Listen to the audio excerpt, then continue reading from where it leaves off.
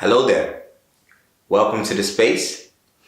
And if it's the first time here on the space, we talk about vast majority of topics, including life experiences, current happenings, and we do all these things with logical reasoning and rational thinking behind it. If you've not seen all the other episodes, the previous ones, I would encourage you to watch them because it's going to do you a great lot of good. Today on the space, we'll be talking about New Year's resolutions, right? I mean, it's almost the end of January. And I know when we set off in January, a lot of people had resolutions for the year, just as the previous years. The question is, were you able to get through all your resolutions in the previous years? And if yes, still stay tuned. But I'm making this video for everybody who is making their New Year's resolutions and is hoping to get through this year, and how possible you could make that achievable. Last year, for example, I was able to get through half of my resolutions. The other half I failed to get through. So looking back, I've been able to study and also been able to improve with what I'm going to do. That is going to make it more achievable this year. So this is step one, right? You need to make sure it is realistic enough. So when I say it's realistic, for example, you have the goal to be able to do your driver's license within a period of 6 months, which is totally doable. But ask yourself, is this realistic in the sense of within these 6 months, do you have time that you'll be able to dedicate to making, to taking driving lessons? Do you also have all the funds in place in the next 6 months, right? This you have to know. If you don't have the funds in place, if you don't have the time, then you making a goal in the first place to achieve your license within the first 6 months makes it unrealistic. Secondly, you need to have a plan. You need to have a plan to execute to make this possible, right? People do write their resolutions and they just want it to work out for some reason without planning, which over the years I've seen hasn't worked for me. And I don't think has worked for anyone. If it's worked for you, let me know under the comment section. You need to have a plan for your goal, right? For example, let's say you are determined to improve your relationship, or probably, let's say you want to get married this year, right? Okay. First, you need to ask yourself, as I said previously, is this realistic? After that, you need to have a plan to execute. Do you already have a girlfriend or do you already have a boyfriend?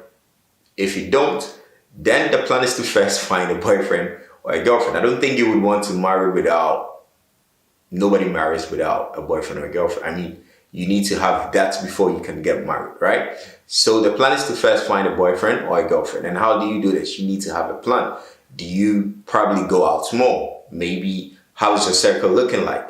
Do you are you in this triangle whereby you go probably from work to probably maybe school, to maybe one social gathering that you mostly go to, maybe your church, right? Which means you need to expand your territory if you want to meet more people. Even to the very little things, right? For example, do you even smile? Sometimes because smiling, what people don't know is smiling gives a warm atmosphere for people to even approach you. How is your character like? Do you have a good character when talking to people? Are you nice to people, right? As I said, you need to have a specific plan. And let's say you want to improve in your studies in school, right? You need to go like, okay, what did I do wrong in the previous years? I wasn't putting in much effort to learn, right? So what am I going to do? I'm going to set a timetable and I'm going to learn maybe. And I always advise people, don't put too much pressure on yourself. What you could do is probably during the week, you could say, I could learn every other day. You don't need to say, I'm going to learn every day, because you're going to be lost in the process. Like you could say, I would learn every other day, which is more reasonable and also is a good plan, because every other day, you would have to learn, which is more easy to do. You should also enjoy the process, right? Another example, you want to improve on your physique. You need a plan. Probably you need to stop eating a lot of junky foods. You need to probably sign up for a gym. You need to probably do the simplest things. Start walking a lot more than you used to do before. This is what I call having a plan. The last thing will be you make sure you track your progress over time. So if you have a plan to get your driver's license within a period of 6 months, I would advise maybe after 3 months, you will look back and go like, okay, how is progress going? Is this thing still achievable? Do I need to adjust something?